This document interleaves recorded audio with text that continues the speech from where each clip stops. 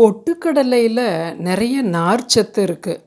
Ulcer நோயாளிகள் அவ்வப்போது உங்களுக்கு வாமிட் வர மாதிரி இருந்ததுன்னா ஒரு 5-6 பொட்டுக்கடலையை உமிழ்நீரோட நல்லா மென்று முழுங்கி பாருங்கள். அரை மணி நேரம் தண்ணி குடிக்காமல் விடுங்க, அற்புத மருந்தாக செயல்படும். அதுபோல் நார் சத்து நிறைய இருக்கிறதால மலமிளக்கியாக இருக்கும்.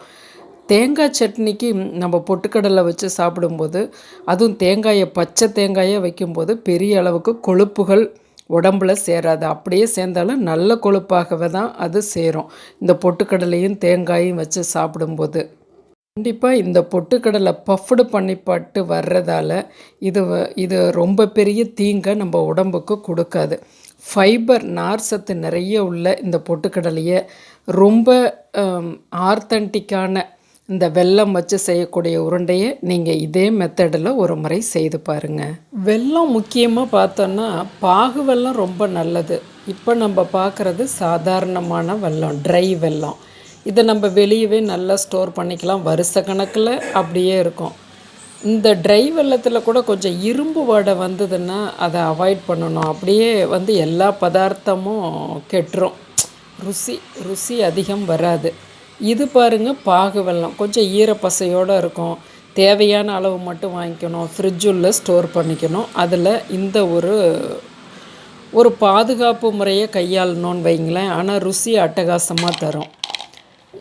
பாருங்கள், நல்லா உங்களுக்கு வீட்டிலையே இந்த பொட்டுக்கடலை உருண்டை அருமையாக செய்திடலாம்.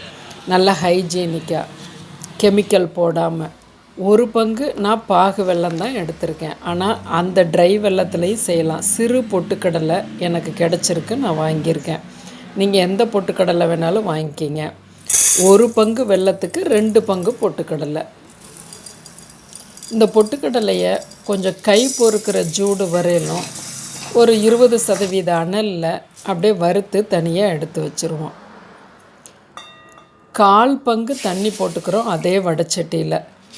அந்த ஒரு பங்கு வெல்லத்தை சேர்த்துடலாம். கொதிச்சு வந்தோடனே வடிகட்டிடுங்க. இதில் 1 கம்பி 2 கம்பி சளிஞ்ச பதம்னு சொல்லக்கூடிய தக்காளி பதம் இதெல்லாம் கடந்து கொஞ்சம் கட்டி பதம் வரணும். பொட்டுக்கடலையில் கொஞ்சம் ஏலக்காய் பொடி போட்டுக்கலாம். பாருங்கள், இந்த அளவுக்கு இருக்குது. இப்போ விட்டு பார்ப்போம், கரைஞ்சிரும்.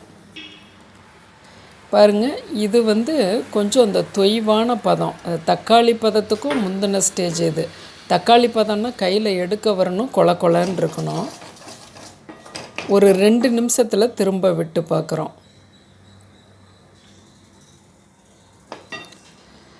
டங்கு பதம்னா நம்ம எடுத்து அடித்தோம்னா டங்குன்னு சவுண்டு கேட்கும். அந்த அடுப்புலேயே அடித்தோம்னா அதுக்கும் முந்தின ஸ்டேஜ் இது.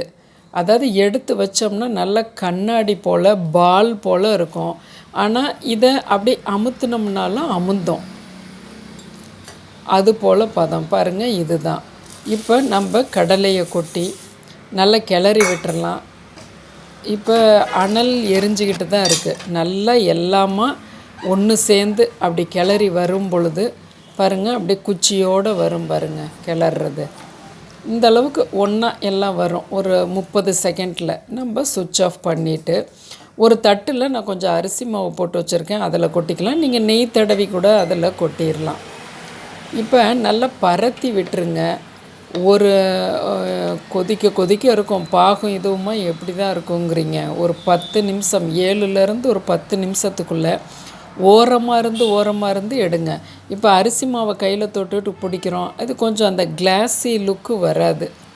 ஆனாலும் பொறுப்பு அப்படியே தான் இருக்கும், கொஞ்சம் மண்ணு கலராக இருக்கும். இப்போ நம்ம நெய்யை தொட்டுட்டு பிடிக்கும் பொழுது மேலே நல்ல கண்ணாடி போல் மின்னும் அந்த பொட்டுக்கடலை உருண்டை. நீங்கள் அந்த ட்ரை வெல்லத்தில் கூட செய்யலாம். ருசி பாகு வெல்லத்தில் போல் இருக்காது. ஆனாலும் ட்ரை வெல்லத்தில் செஞ்சாலுமே உங்களுக்கு நீங்கள் ஹைஜீனிக்காக செய்கிறீங்கிற மன உணர்வு வரும். கடைக்காரர்கள்கிட்ட நம்ம சொல்லி வைக்கும்போது அவங்களும் கொள்முதல் பண்ணுற இடத்துல இருந்து நமக்கு தருவிச்சு தந்துக்கிட்டு தான் இருக்காங்க.